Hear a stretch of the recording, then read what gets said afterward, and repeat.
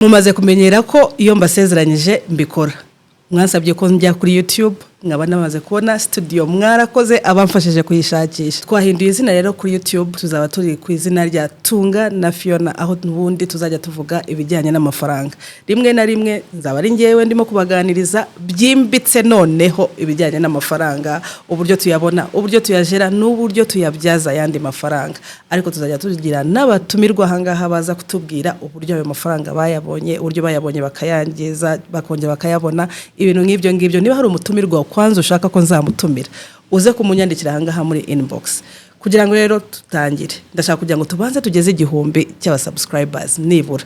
Genda ukore subscribe, ngiye gushiramo link hangaha kugira ngo mukore subscribe. Ndashaka kubabwira ko video ya mbere izaba iri kuri YouTube yanjye, ahangaha Tunga na Fiona ku itariki 25 kuri wa gatatu w'icyumweru gitaha.